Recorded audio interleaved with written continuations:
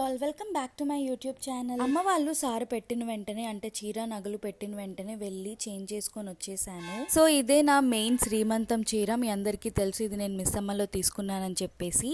అయినో దీని పూర్తి డీటెయిల్స్ ఇంకా నేను చెప్పలేదు అండ్ బ్లౌజ్ డీటెయిల్స్ కూడా ఇవ్వలేదు. అప్కమింగ్ వీడియోస్లో I will try to do that. And ఈ పింక్ కలర్ శారీ వల్లే నా పూర్తి డెకరేషన్ మొత్తం వచ్చేసి ఇలా వైట్ అండ్ పింక్లో ఉండాలనుకున్నాను.